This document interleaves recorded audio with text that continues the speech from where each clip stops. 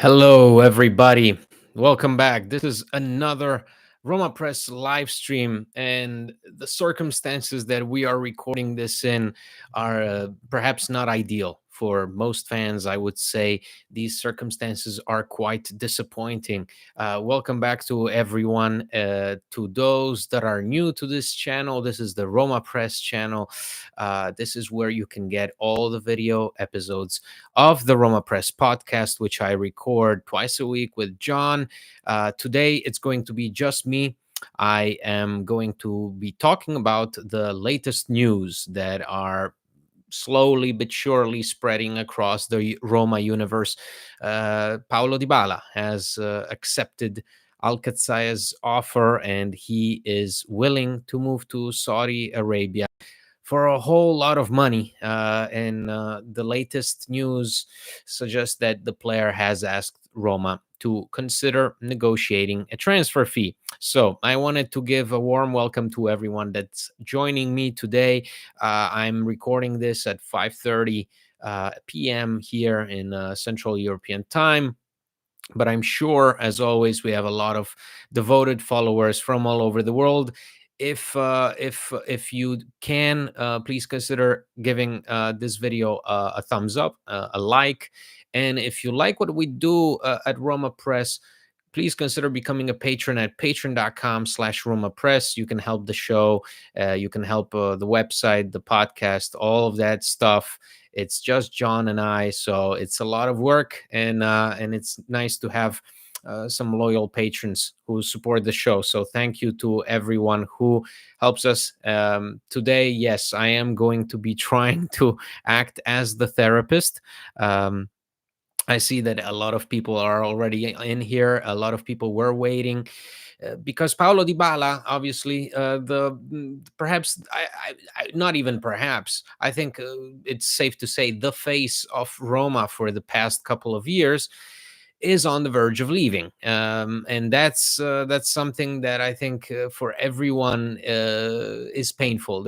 I doubt there is any fan who is sitting here and is happy about it. I'm not happy about it.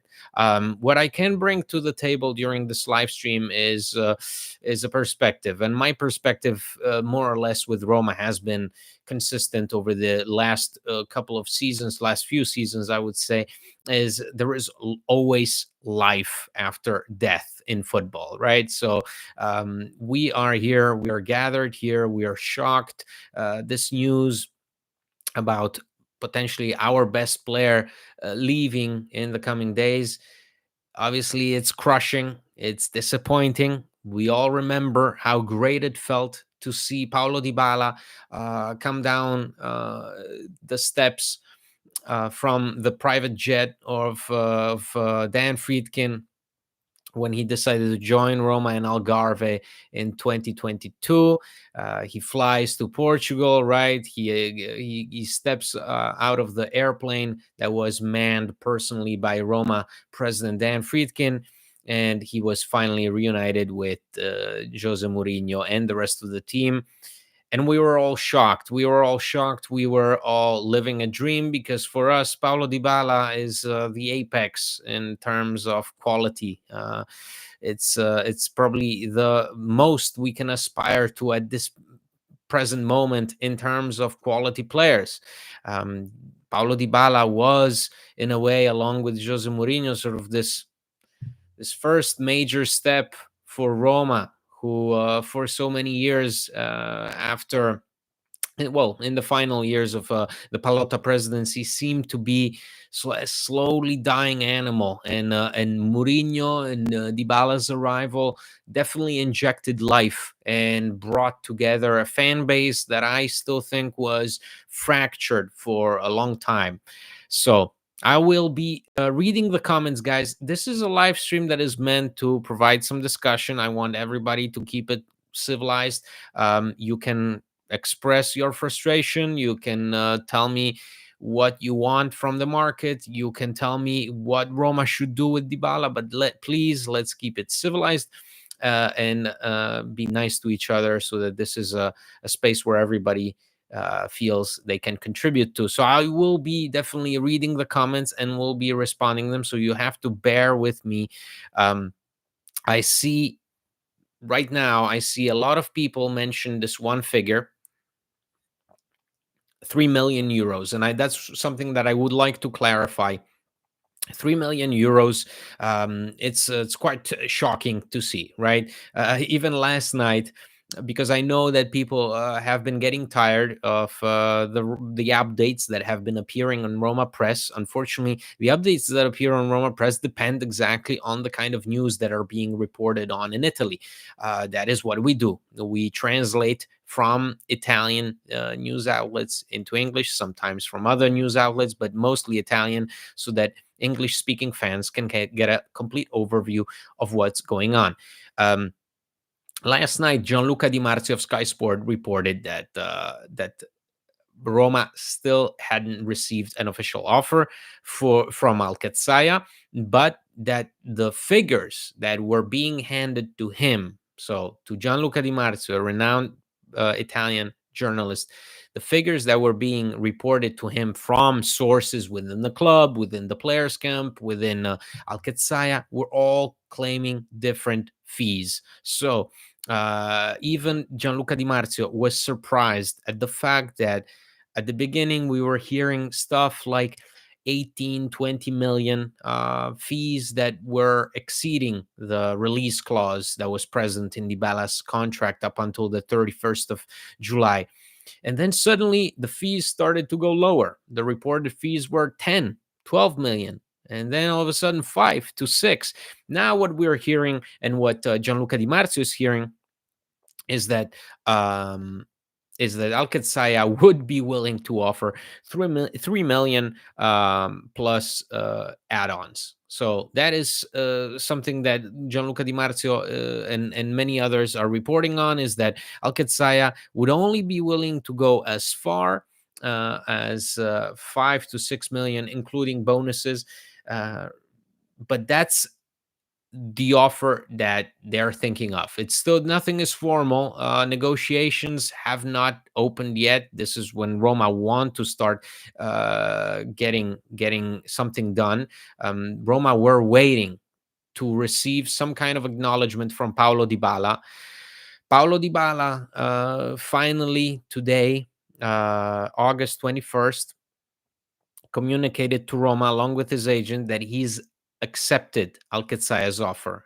He wants to join Alcazaya for 3 years, and he is about to be paid big. The reported figures are 75 million euros spread over 3 years. So that's a whole lot of money. And today, Paulo Dybala and his agent told Roma that, listen, we have agreed on personal terms with Alcazaya. For us, it's good to go. It's up to you now to negotiate the fee. That's what Roma will have to do now. So the 3 million, is what you're seeing right now, is what Alcazaya are thinking of offering. That doesn't mean that Paulo Dybala will leave for 3 million. Um, that is something that Roma have yet to discuss. Negotiations are going to take place, I believe, in the coming hours. So let's see. Let's see what other people are writing. So I've seen enough drama as a Roma fan for the past 15 years. Roma will live on. I like Dybala. I'm happy he's getting a lot of money. We will find someone new. That is more or less where I'm coming from, guys. This is I think I've learned to look at this stuff, look at football, look at Roma, and especially Roma, but look at football in general as it's a business. It's a business. It's a business. It's a business. It depends on the club and it depends on the players how much you want to make that a business and how much you want to make that part of something bigger. So Paulo Dybala is a phenomenal player. Paulo Dybala, by arriving to Roma, he put a big spotlight on Roma, a spotlight that Roma needed, a spotlight that together with Jose Mourinho put Roma back into the headlines, back into this sphere that seemed to be out of their reach for the years prior to that. So Paulo Dybala brought a lot of attention and delighted us with great football. But Paulo Dybala is about to turn 31 years of age. Paulo Dybala regularly misses a lot of games.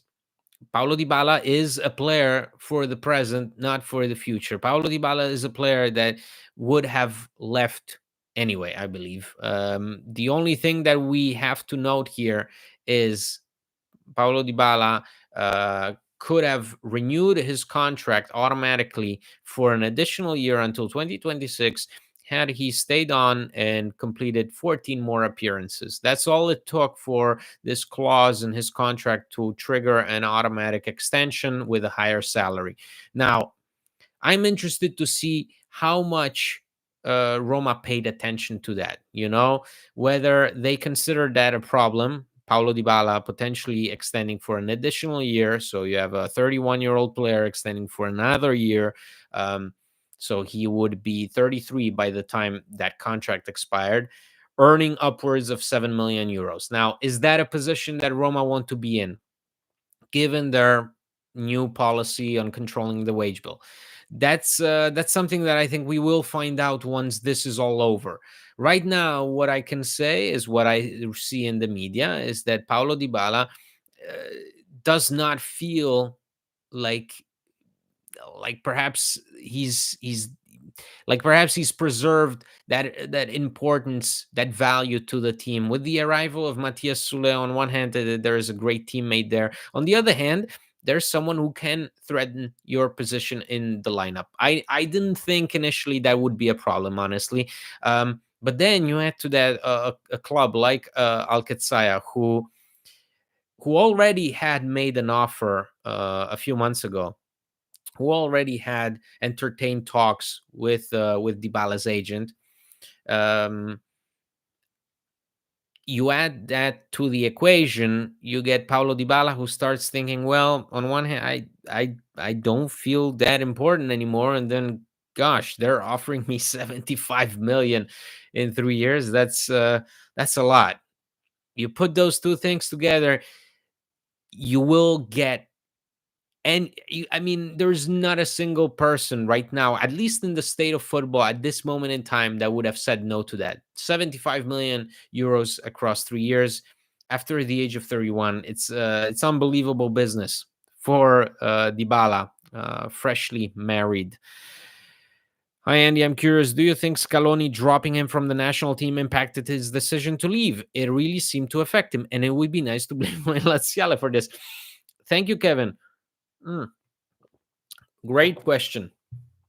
Paulo, I see a lot of people that sort of their reasoning is, well, why would he ever join Al-Qadsiya going to the Saudi Pro League? Why? You will lose any shot at the next World Cup. Guys, he was barely in the squad for the previous World Cup. He was excluded from Copa America after finishing the season with 16 goals, 9 assists, and playing more minutes than in his first year at Roma, and he still didn't get called up. He was ruled out for the upcoming international games that Argentina have for the World Cup qualifiers. So Paulo Dybala, even right now, at the top of his game, is persona non grata at Argentina, okay, in Argentina's locker room. So there's clearly something between him and Scaloni. So I think the latest Copa America exclusion definitely impacted his priorities, because I think Roma for him was a great way to put himself on display for that World Cup in 2022. It was a great way for him to reassert himself as the dominant player of the team, as the best player of the team, because we remember that with the arrival of Cristiano Ronaldo, with Massimiliano Allegri, with all those injuries impacting him, he'd lost that footing at Juve. with Roma, he came back and he was given the reins to the team. He was basically told, listen, this is your team. These are the keys. Go and do whatever you want. And that's what he did.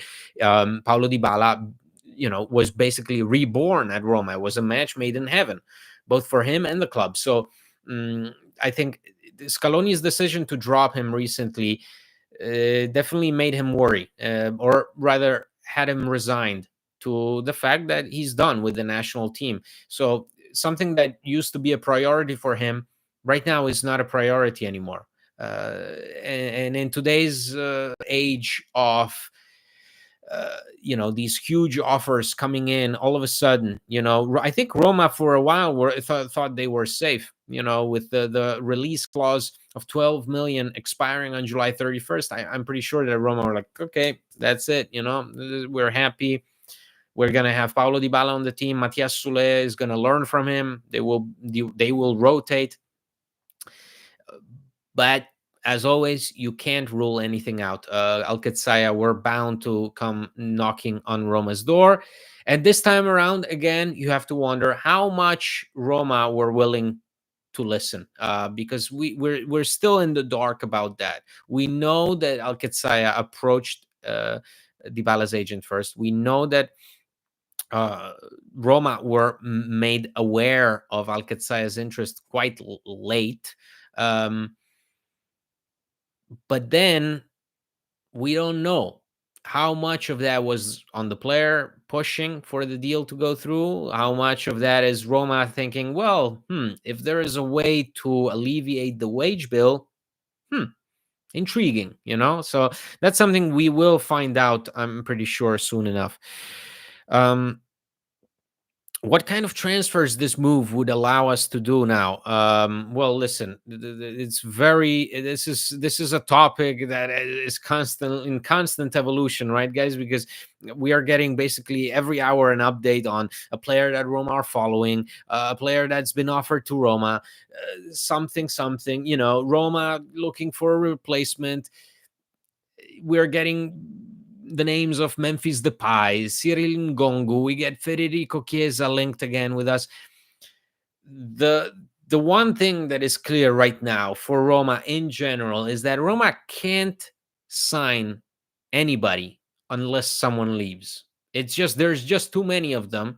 Roma must, first of all, as always, again, alleviate the wage bill, but they have to also make space for the new arrivals. Daniele De Rossi was the first one to say there's many of us. Numerically, there's too many of us. So I'm not only pointing fingers at the likes of Karsdorp, Tammy Abraham, Chris Smalling. I'm pointing fingers at Zaleski, Shomurodov, even someone like Pizzilli, who should be leaving on loan if he wants to get minutes. Once you get those guys out, at least one of them, that's when you can start signing players. That's why the deal for Laurence Assignon is not getting done. That's why you see these rumors pop up, but there's always that follow line of, well, Roma first must get rid of some players. And that's the case, because as long as you have someone like Rick Karsdorp, you will not be able to go out of your way, approach a potential Dybala replacement and say, listen, this is what we're offering to you. Okay. The problem is that you need the money, you need the space, you need the money. The money is in the likes of Rick Karsdorp, Chris Smalling, guys who are making 2.5, 3, over 3 million.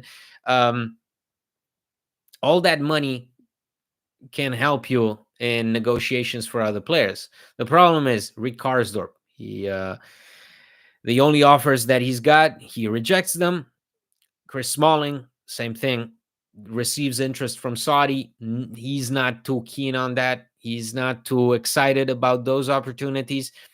Roma don't have anything concrete on the table. I mean, even think about this. Nicola Zaleski, a lot of people are taking issue with Nicola Zaleski still playing for Roma. Nicola Zaleski has only 1 year left on his contract.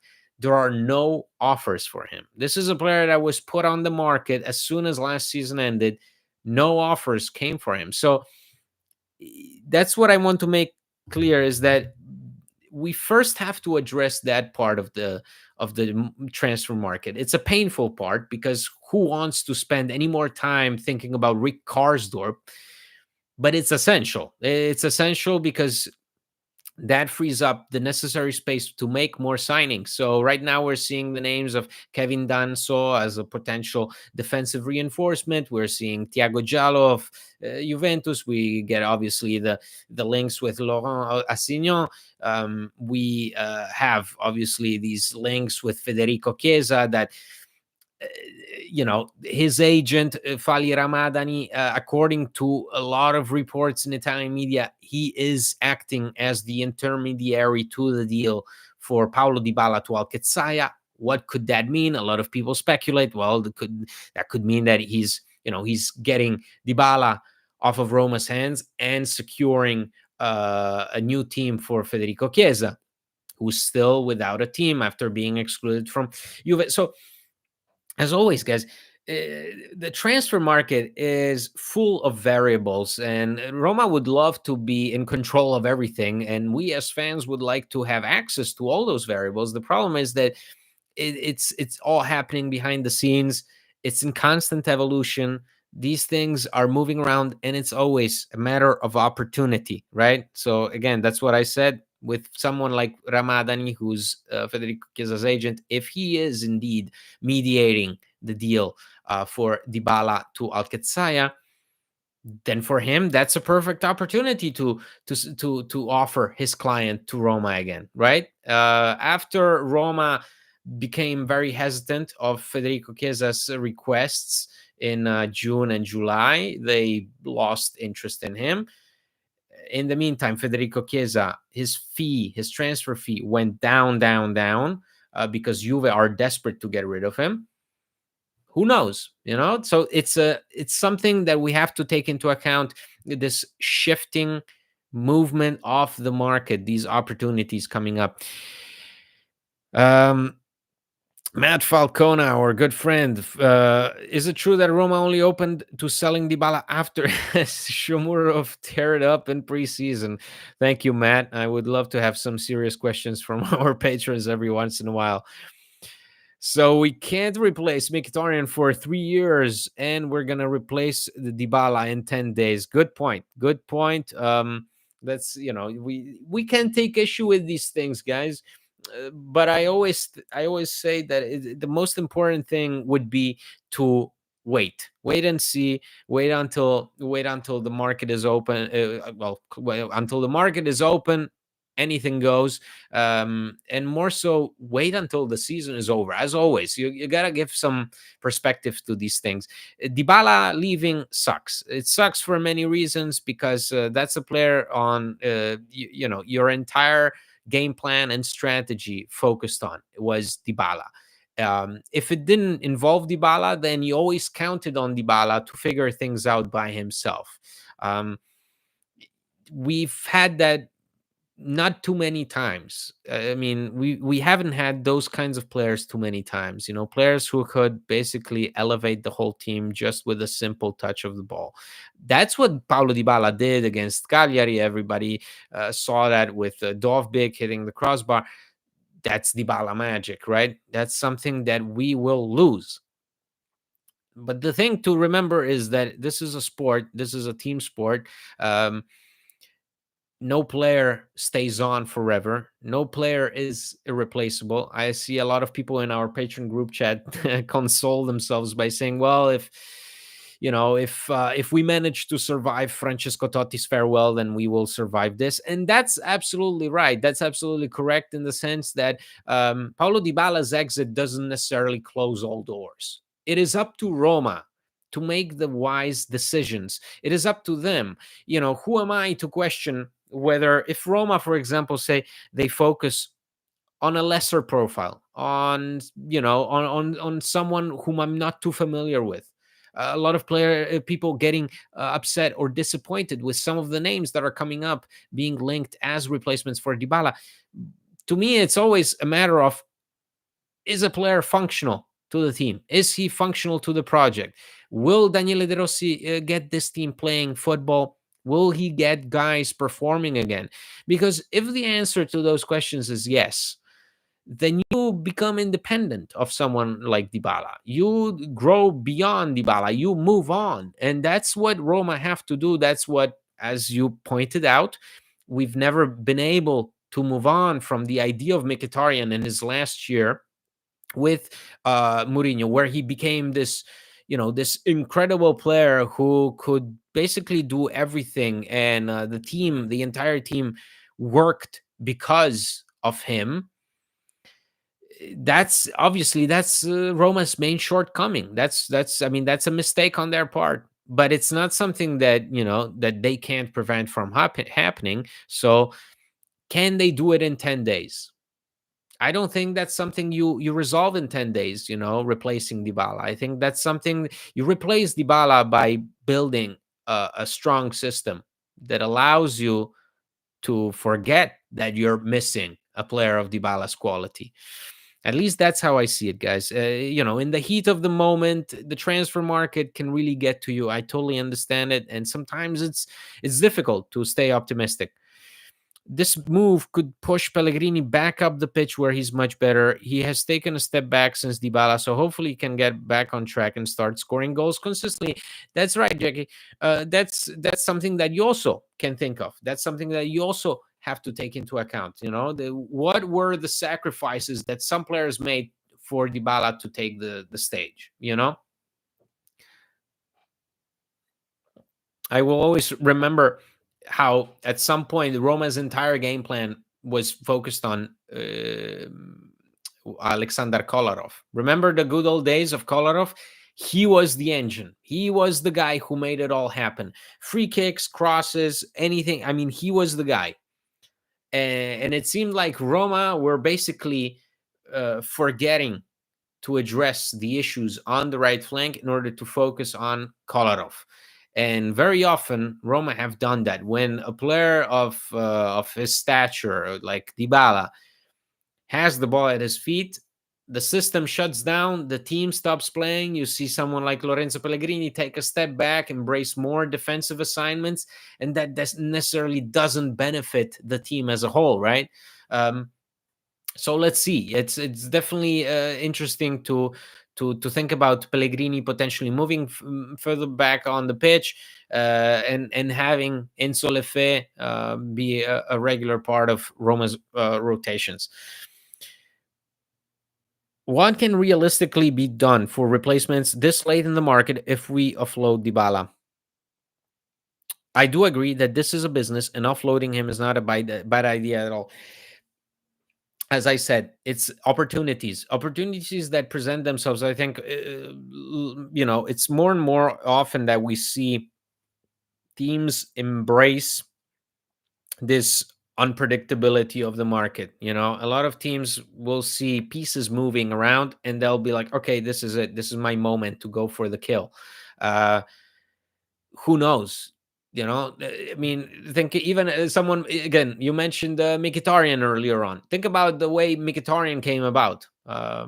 Think about Dovbyk, how Dovbyk came about in this transfer window. Dovbyk, who was on the verge of joining Atletico Madrid, talks break down between him and Atletico Madrid. This thing is starting to gain traction. So Roma take notice. They hijacked the deal. But that's an opportunity that presented itself to them at that specific moment in time.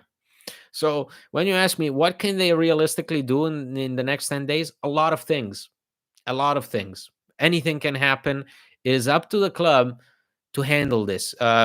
Obviously, it would be quite insufficient to see Paulo Dybala, to say the least, leave for 3 million euros. I do not see that happening. Obviously, that also will heavily depend on how much pressure Dybala is putting on Roma.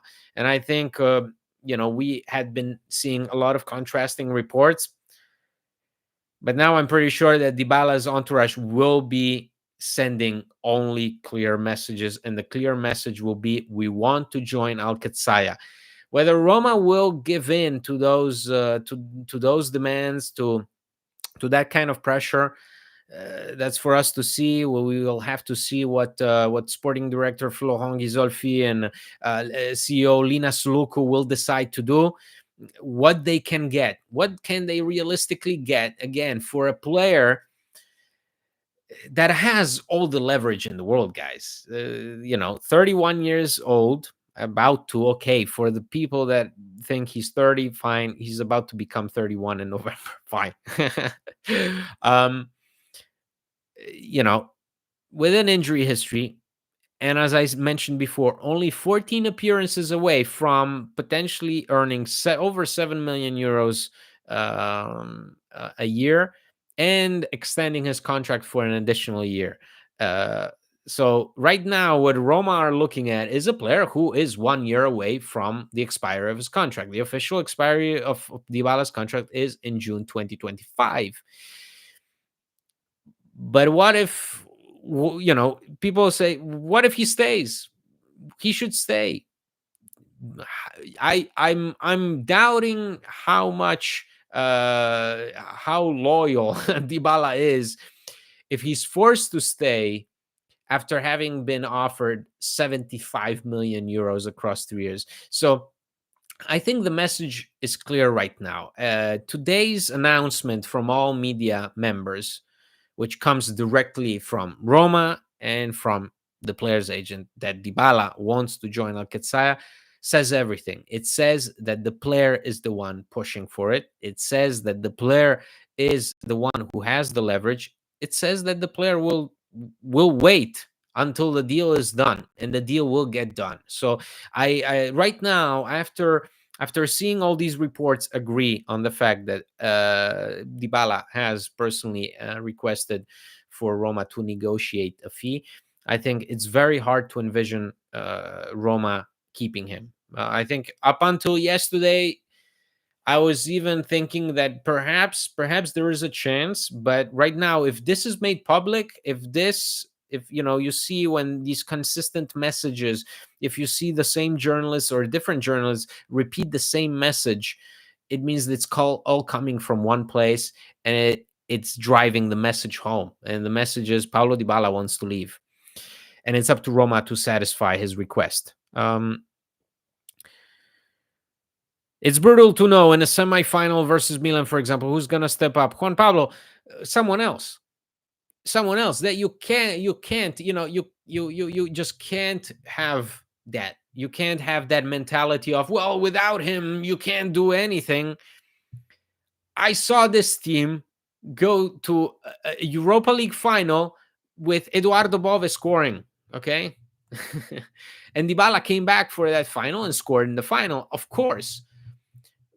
But in some of our best moments in recent years, we saw a Roma team that was resilient despite some of the key players missing. And that was the Roma that I was most fond of. So I will never think that the team is dead if a player leaves. Never. That's never going to happen. It didn't happen with Totti, didn't happen with De Rossi, didn't happen with Edin Dzeko. It's not going to happen when Paulo Dybala leaves. The team moves on. But it's, as always, with the club, in the club's hands, what they will do with this freedom, because it is a freedom. Even for Daniele De Rossi, it is a freedom.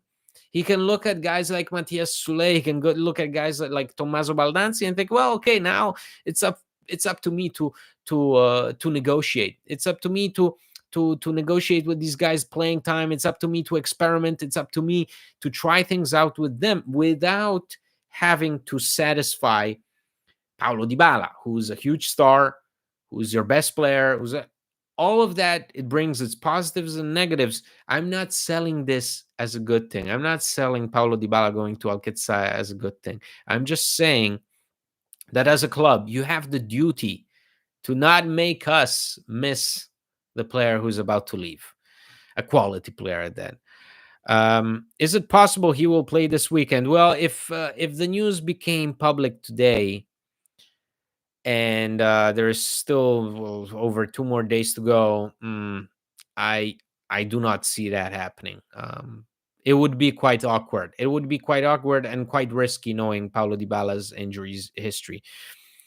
Um, We saw from the game against Cagliari that it's very difficult to have Sule and Dybala in the same team, much like Messi and Dybala for Argentina. Good point. We're not going to play for present. For ah, okay, guys.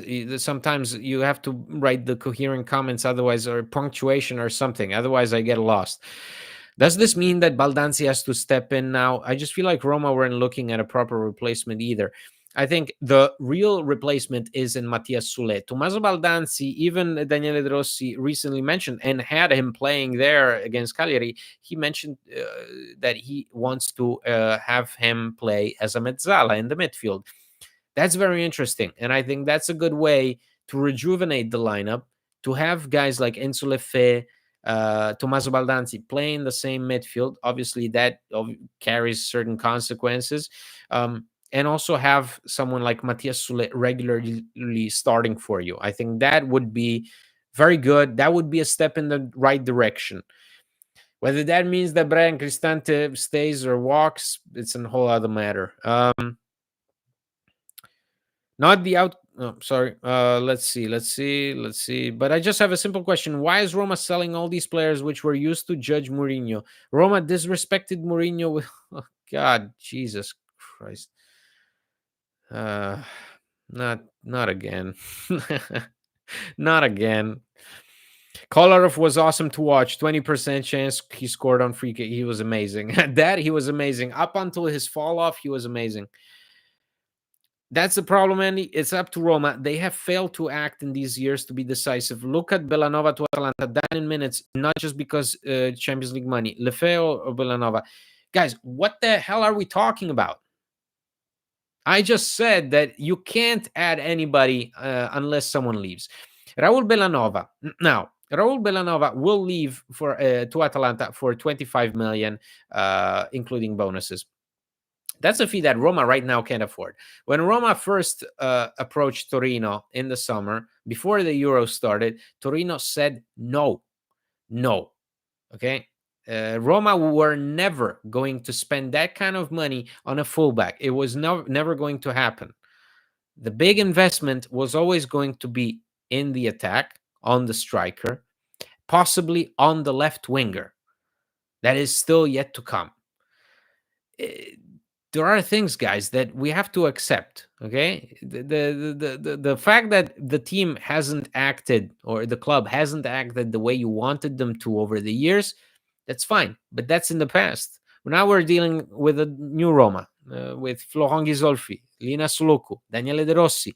We can't speak about this Roma in the same terms that we spoke of Roma in 2021. Circumstances change, people change, the direction of the club changes, the project changes. If we start comparing Roma to Atalanta right now, we're going to have a lot of fun. Atalanta, who have regularly qualified for Champions League football, who have just won a Europa League trophy, who are going to make an obscene amount of money by selling Cup Miners and Lukman. Okay, are we talking about that? Because I fail to see the way Atalanta are being portrayed as this wonderful reality. They're about to lose Cup Miners and Lukman, arguably their two best players from last season. So that's where they get their money for Brescianini, Retegui, Bellanova. Those are over 75 million euros for three players that their quality, you could argue with it. If Roma were to sign Brescianini, Retegui, and Bellanova, I would have a lot of fun reading the comments in this live stream. But that's for another discussion. Andy, what position would you spend the money saved from Dybala's wages and his eventual transfer fee? I would invest that in a strong midfielder, because then, and that's a position that Roma want to address, the midfielder. They want to bring in a new midfielder. The only profile that we've been linked with recently was Boubakary Soumaré from Leicester. He's on his way out. He recently concluded a really positive loan at Sevilla. Sevilla did not trigger the option to buy him, so he's back at Leicester City. But Roma are interested in him. The thing that as always, you need that money. So I think the midfielder would be my preferred investment because that's an area of the pitch where I feel like you need to rotate. We've seen too many times what happens when Leandro Paredes picks up one yellow too many, or Brian Cristante just goes into a slump and he's being detrimental, or you know, Lorenzo Pellegrini gets injured. There's so many things that have happened to Roma's midfield already, a department that I think could really use some work on. But you could never go wrong with investing in an additional midfielder, I think. We'll move on, but the fact we did not get the deal done ahead of this current day scenario is most disappointing. Roma headquarters was not blindsided by this just based on our mercato. What happened with the prospect of Zagrova? Is that something Roma could pursue in this transfer window? I would assume that for Zagrova you need a lot of money. If I remember correctly, Lille would not accept anything below 30 million euros. I don't know how much Roma can invest. So should Roma consider Sergi Roberto? Well, Sergi Roberto seems to be on his way to Como. You look like Mourinho, even voice impression. Wow, that's is it good or bad? I just have a simple question. Why is Roma selling all these? Okay, there's the same question. And Roma fans wanted him to have the number 10. Please, we Roma fans need to stop worshipping foreign players more than the homegrown ones who die for the shirt. First of all, I haven't seen any homegrown players die for the shirt in recent years. The closest I've seen to a homegrown player die for the shirt is Eduardo Bove crying for after the Europa League final, but that's about it. I think if Dovbyk can communicate with Lefe, Sule, Pellegrini, then the system can become a working machine. Listen. I'm going to trust with Daniele De Rossi. Okay, is it okay if I trust Daniele De Rossi? Can I trust this legend? Not out of romanticism, but because I want to give him a fair shot. Okay, this is a young manager. This is going to be his first time leading Roma in a full season. Finally got his shot at a complete preseason with the club. If he saw positive things, which he says he saw in preseason training, then I'm going to trust him. If he says the foundations are there and the players that we're signing are the right players, then I'm going to trust him. I will make my own judgment on this tenure of De Rossi, of Ghisolfi, when it's over. When it's over. Like I did with Mourinho, like I did with Thiago Pinto, like I did with Paulo Fonseca, I will weigh their time once it's done. So I will trust Daniele De Rossi in that he can figure out a system where exactly the likes of Sule, Baldanzi can collaborate, with the fact that Pellegrini can become closer to Dovbyk, can link up with him. It doesn't happen in one day, okay? I see people point fingers once again to Atalanta. Atalanta are a well-oiled machine. Atalanta is what happens when you trust things even when everything is going up against you. Atalanta came back from Serie B and they bet their money on Gasperini, who was coming off a sacking from Inter. Okay. So a Gasperini whose reputation after that terrible start at Inter was basically the reputation of Gianpaolo after his 7-game spell at Milan came to an end. That's about the reputation that Gasperini had at that time. But Atalanta believed in him. Atalanta believed in him, but they believed in the system. They believed in the management, and they got deals done. They sold players. They bought players. They failed to qualify. They managed to qualify, whatever. And that results in a system, in a cohesive system that allows players to slot in and perform. That's what's been happening, where you have guys like Retegui and Brescianini look like Kevin De Bruyne and Haaland. Okay. So at least under Palotta, he would have been sold in June, lol. We would have more time to plan. The thing in June is that nobody came to trigger the clause that would have been active in July. So Roma were I think on the fence with what would happen. I think Dybala's whole message leading up to that point was, "I'm going to stay," which was he repeated in a number of interviews that we've covered over the summer. He said, "I want to win with Roma. I want to win. I'm here to win. I'm here to stay." He said that. Then in July, obviously, you get the release clause, which became active from the 1st until the 31st, 12 million euros. Nobody showed up to pay for it. Okay. That all it took was 12 million to activate it. Unfortunately, it isn't bad or good if it happened. It's just how it is. Roma and all clubs these days should be prepared for these insane offers and players to take an unfathomable amount of money. I completely agree, Nino. It's unfortunately it's a reality that everybody must live with. It sucks. It doesn't mean that the clubs don't have any say in it, but it makes matters more complicated because all of a sudden you go from having a player who's happy, who's content with his life in Rome, to having a player who's like, "Oh God, 75 million, the things I could do with that kind of money." And then it becomes difficult because you can't possibly satisfy those needs.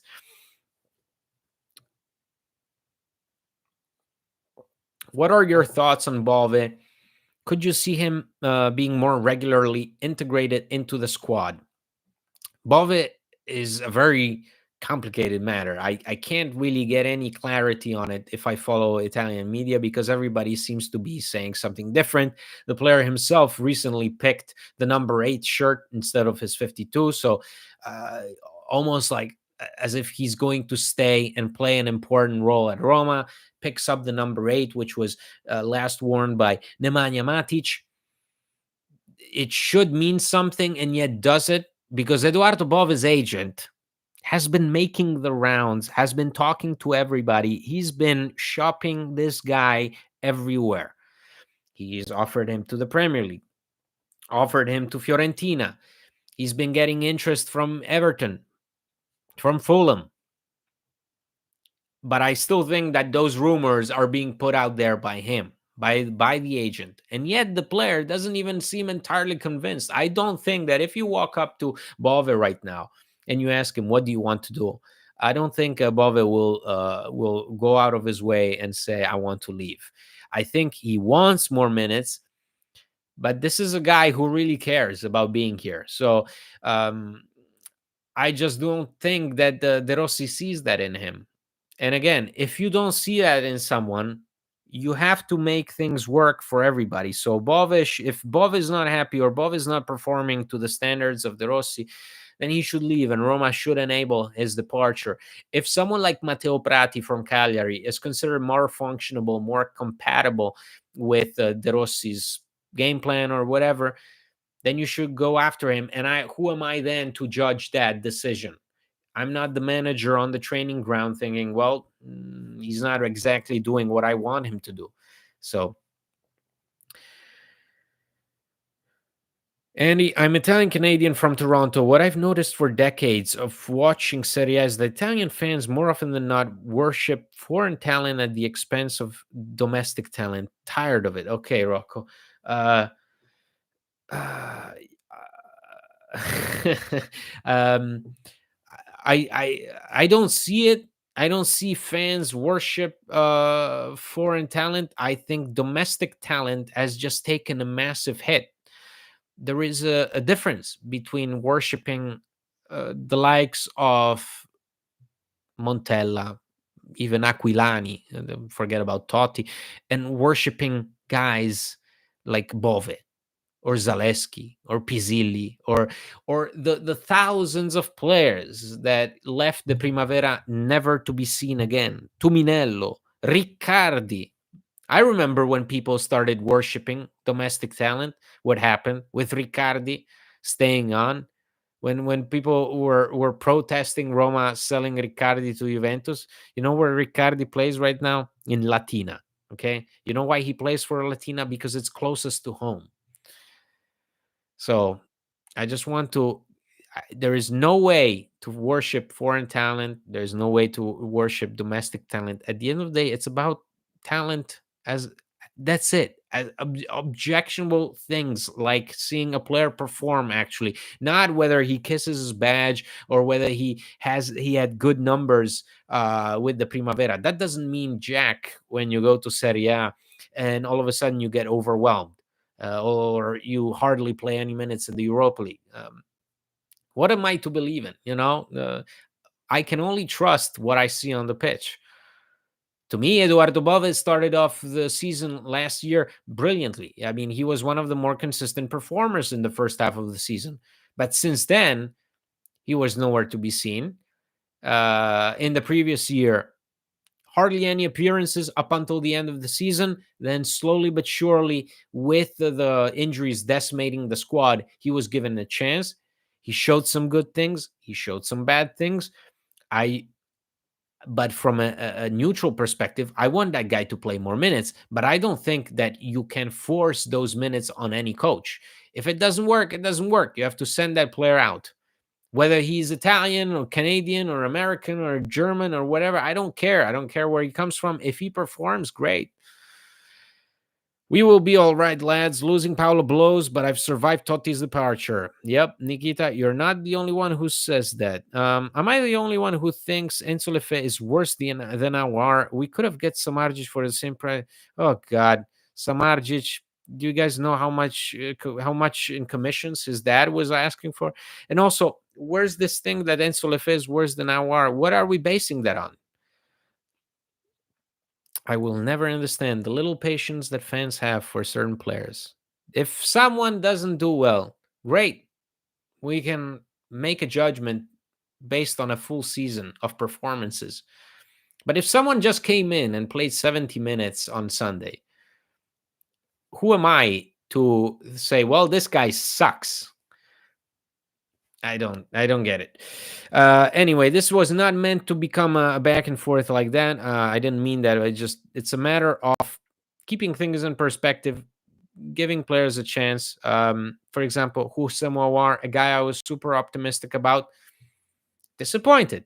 And I'm here to say, as one of the vocal supporters of Aouar, when he signed on a free from Lyon, and I thought, hey, we're getting one of the better talents, a player that I really liked when he was at Lyon, a player that I was so enthusiastic about when I heard him linked with Roma.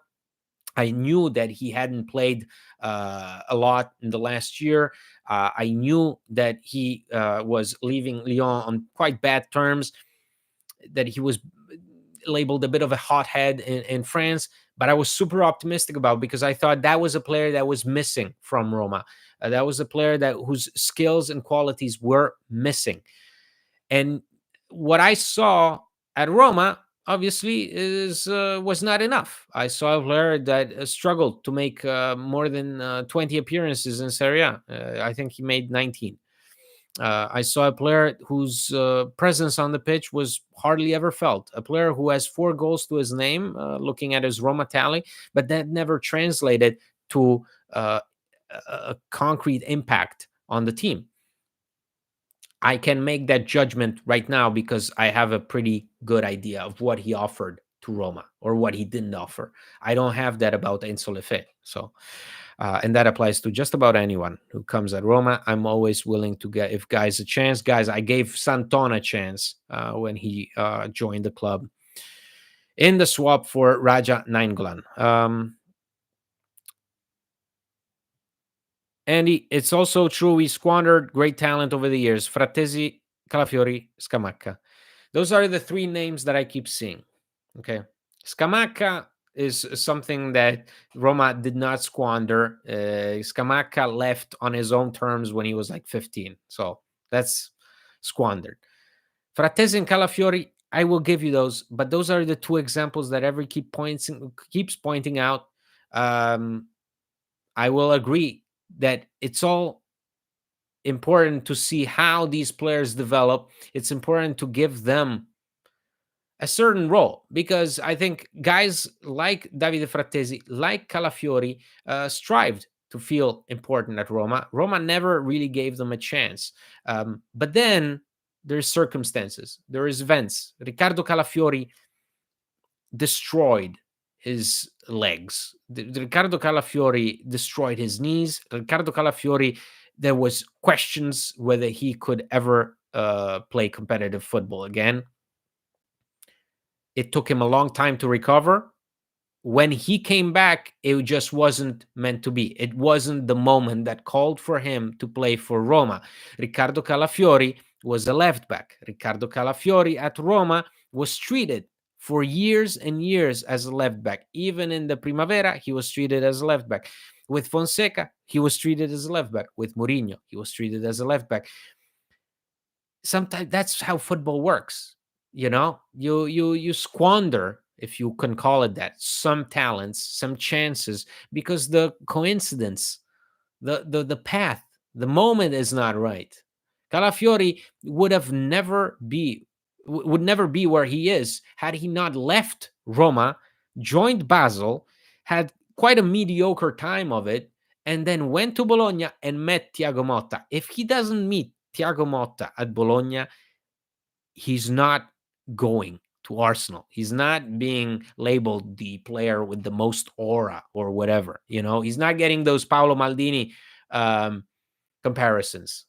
That's all I'm saying, is that some things work out, some other things don't work out.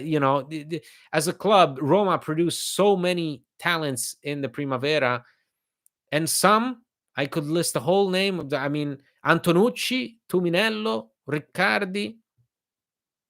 Where are they now? What's their impact on the world of football? Marchizza? So, okay, guys, I think we're going to close this today. The situation is obviously upsetting. Paulo Dybala could leave Roma in the coming days. For the people that are asking me whether he will play against Empoli, I seriously doubt it. I think Roma will open negotiations and make progress in these negotiations quite rapidly, because you want to get this deal done and dusted before the end of the summer. The transfer window closes on August 31st at midnight Italian time. There's not many more days left, guys, and Roma have to figure out a number of outgoing transfers. They have to complete at least 3 to 4 more signings. The time is not on Roma's side, but what is clear right now is that Paulo Dybala does not have a future at Roma. Paulo Dybala is a player that has requested to leave Roma. Roma should satisfy this request. Whether the fee that we get in favor of him will satisfy us, that's entirely debatable. I don't think it's going to be a lot of money. Trust me, don't get your hopes up. Try to get your expectations as low as possible, and perhaps you'll be pleasantly surprised. That, at least that's my credo as a Roma fan. So there's life after Paulo Dybala, guys. I just want to end this on this note. There is life after Paulo Dybala. So thank you for joining me for this live stream. If you like what we do at Roma Press, please consider becoming a patron at patreon.com/Roma Press. Please consider subscribing to this YouTube channel, and keep following us on social media. Keep following us here on YouTube.